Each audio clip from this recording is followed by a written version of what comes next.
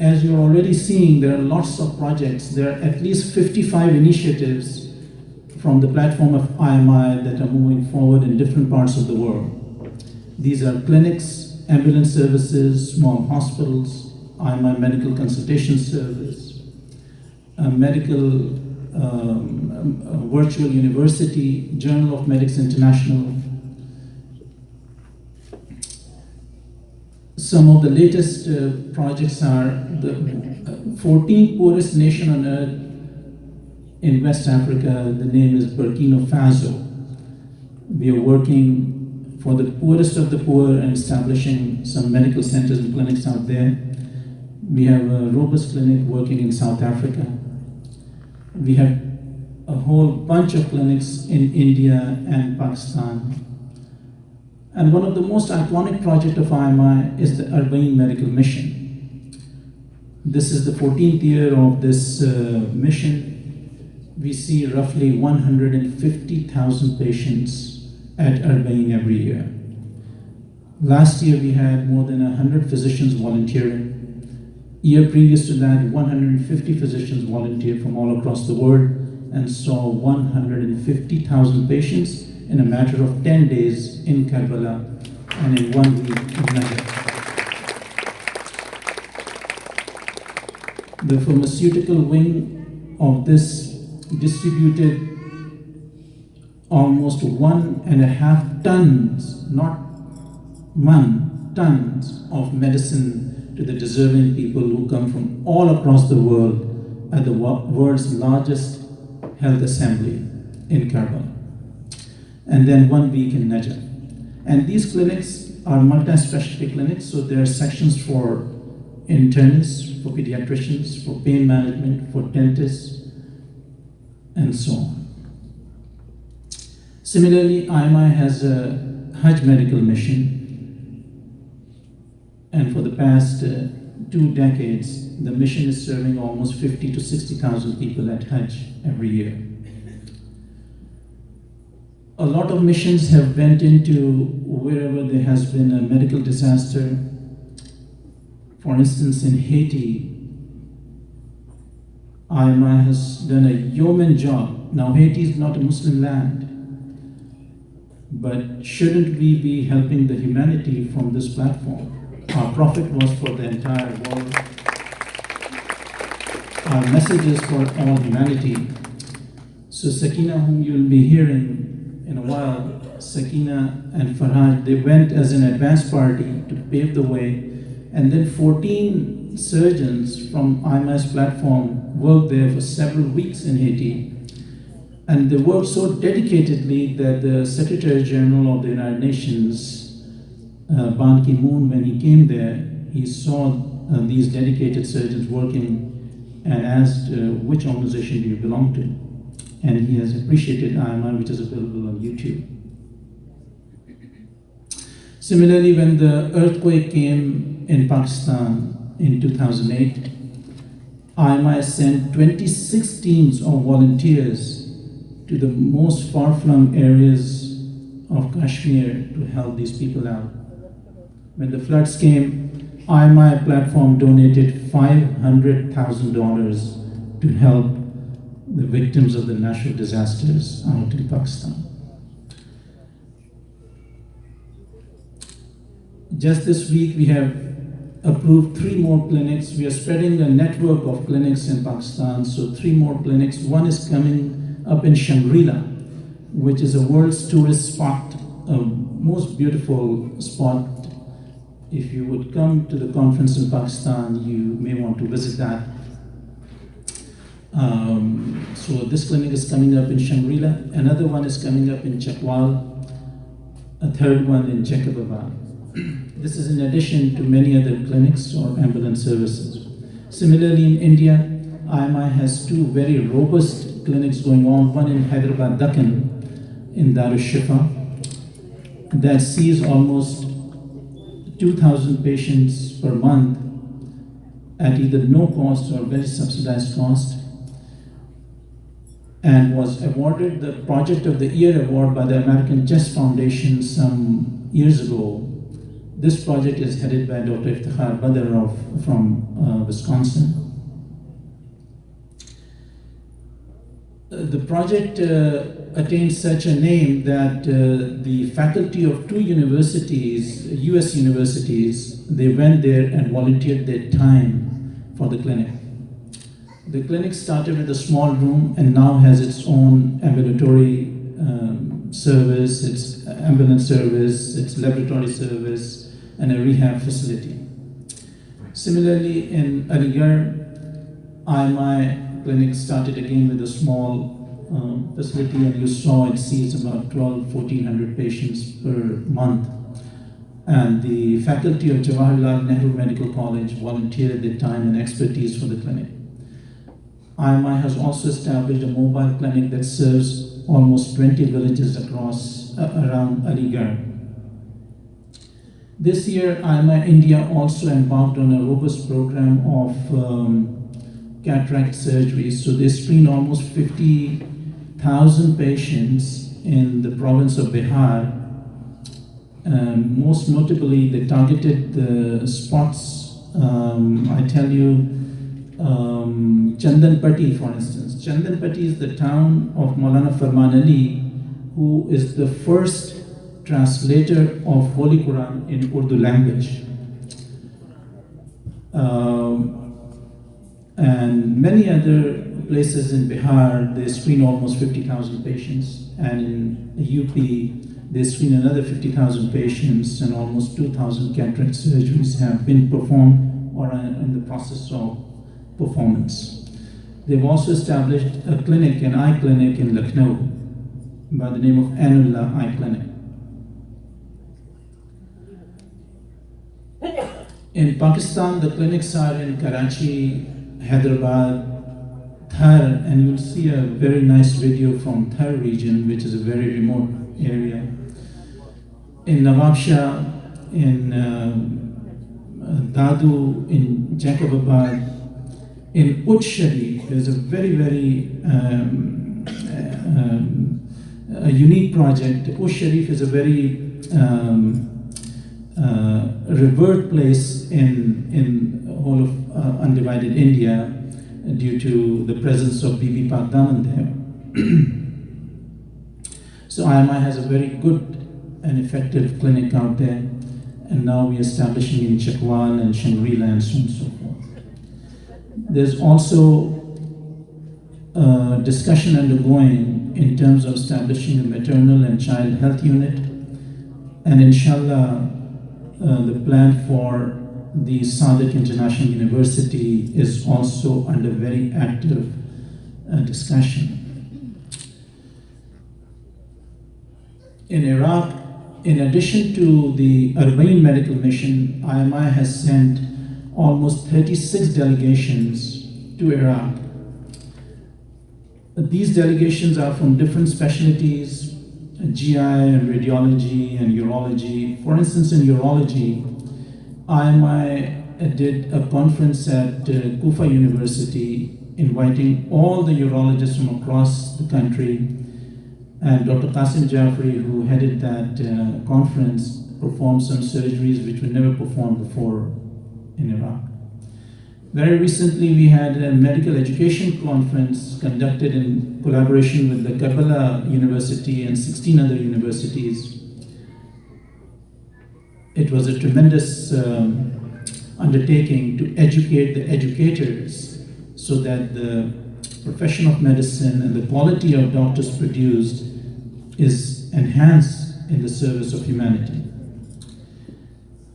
This year, Dr. Huma Naqvi, and by the way, Dr. Huma Naqvi is the global president of IMI. She very much wanted to come to this program. She has conveyed her deepest regards to all of you. Last night we had a similar program in Long Island. We were almost at the shores of Atlantic last night, and Manzar Bhai, I don't know, he probably didn't have any sleep until yet. He'll probably sleep after tonight's program. She couldn't come, she was on call today, but she has been invited by the Ministry of Health of Iraq and the Ministry of Higher Scientific Education And through her intensive efforts, for the first time in the history of Iraq, the residency program in physical medicine and rehab is getting started.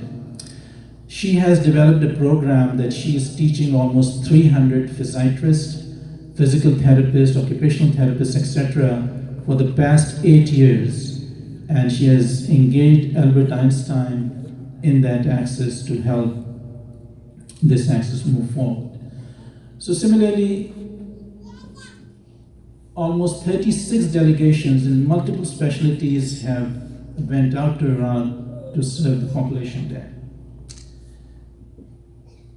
I just want to quote two quotations from Ayatollah Sistani. When for the first time IMI delegation went there in 2009, those were very tumultuous times. Security was a big issue. Nobody would dare go to Iraq. And I tell you a little story on that. As you know, IMI is a United Nations accredited NGO. So in year 2000, IMI was approved to be a United Nations NGO. This approval came after hectic work with the United Nations. That year, in year 2000, there were 1,335 organizations which have applied for the United Nations accreditation. Only 35 were accepted, and of those 35 accepted organizations, only 8 were from North America, and IMI was one of them.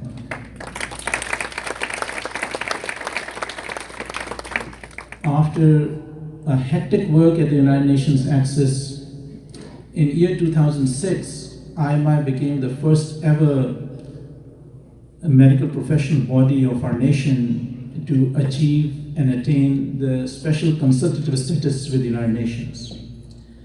To date, IMI has sent more than 800 professionals in various conferences at UN in multiple capacities, and also had the occasion to co-sponsor a conference with the United Nations on poverty reduction in Thailand some years ago. So every Thursday, IMI is being invited at the United Nations for a thematic conference and a very high-powered briefing that is usually given by the Undersecretary General of United Nations. So in one such conference, which was devoted to the access of Iraq, and the Undersecretary General of the United Nations was giving the presentation,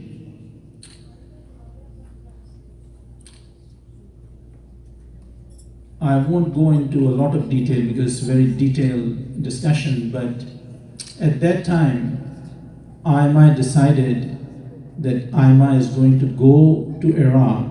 At first, we tried to collaborate with WHO, whose director gave a presentation, and our representatives appreciated that and wanted to collaborate, but they said they have entrusted the entire Iraqi access to the International Relief Organization and we should contact them in Geneva. When we contacted them in Geneva, they said we have entrusted the entire Iraqi access to the International Catholic Relief Organization in DC and you contact them.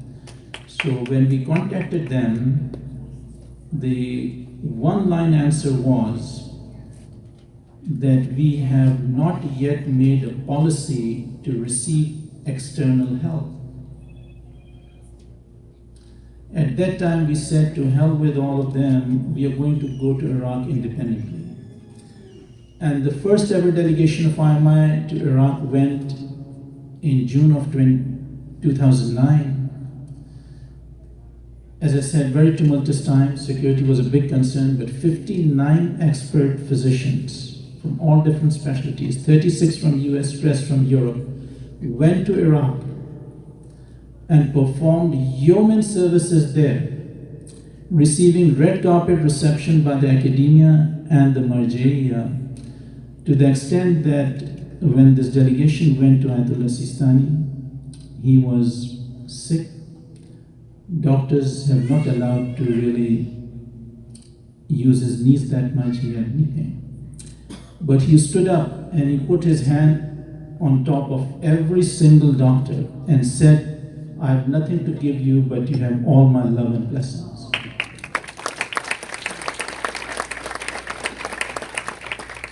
Very recently, when the delegation met him again, these are the words.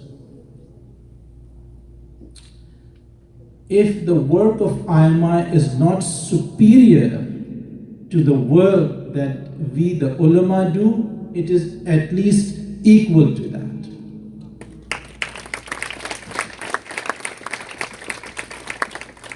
So, I really have nothing to say about IMI.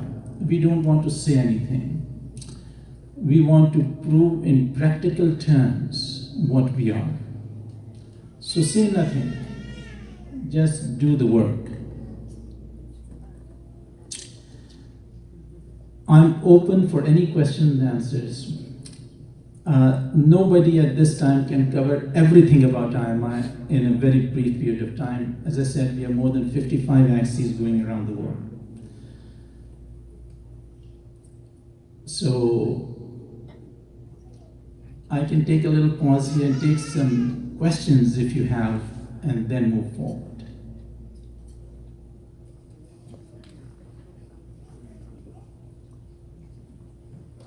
It seems like IMI has different channels or different tracks, if I can use that word. One seems like education, where you're doing the conferences. One is humanitarian work.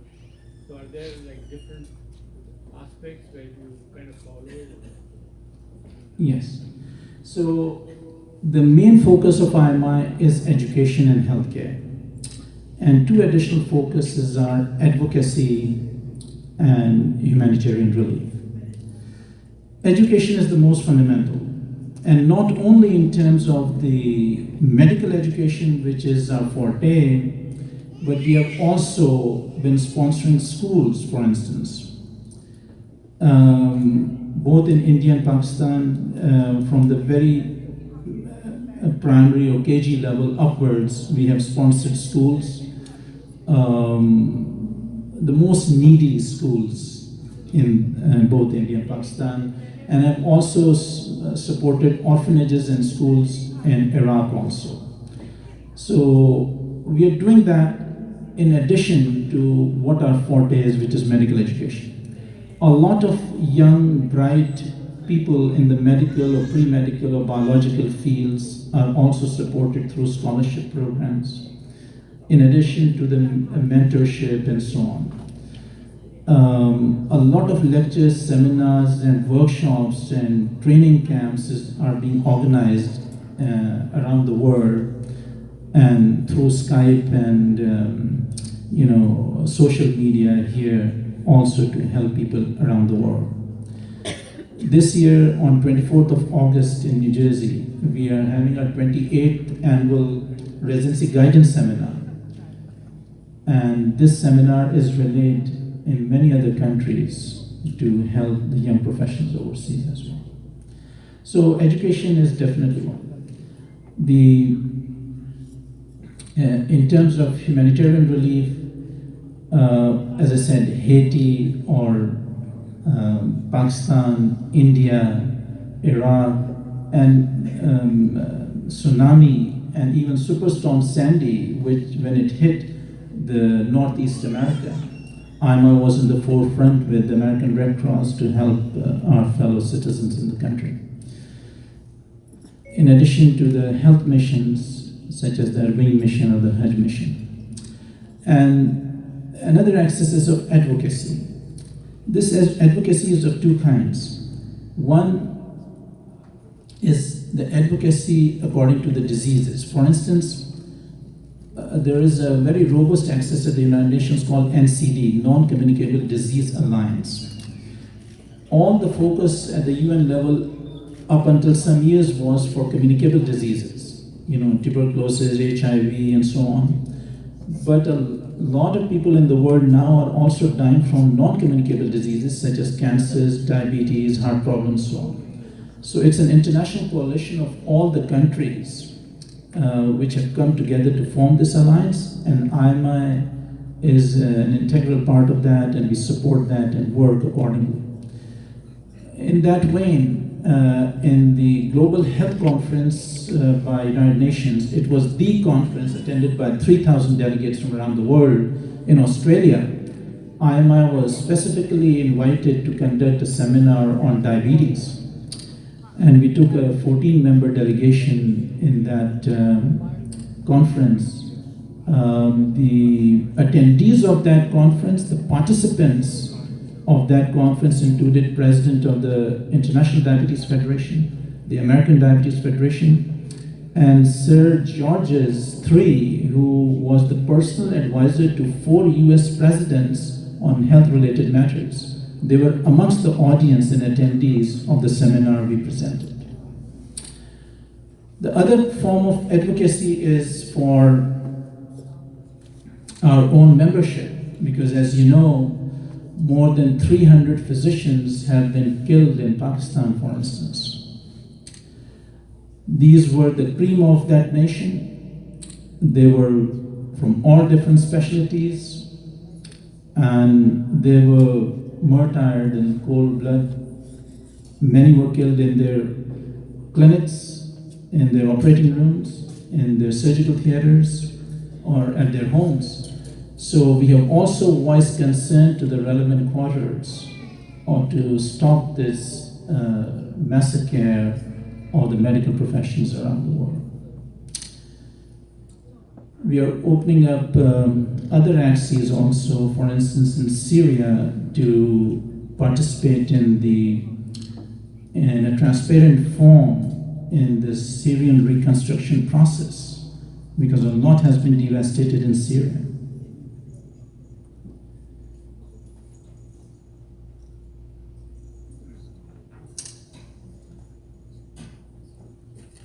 I was going through the literature provided here, but I couldn't find your main offices, where they are located in Africa.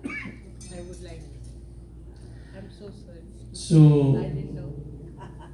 the first office was in my one-bedroom apartment when I was in internship. The second office was in my garage. The current office is in my professional suite, so I have dedicated a portion of my own office for IMI.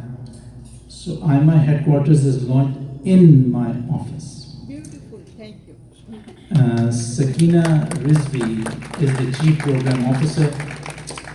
We have a staff of 4 people. Mr. Masood Rizvi is the Financial Coordinator. Mr. Riza Javad is the IMA Marketing Brand Person, Administrative Coordinator. Rubina Qureshi is Sakina's assistant, and Sakina is the Chief Program Officer.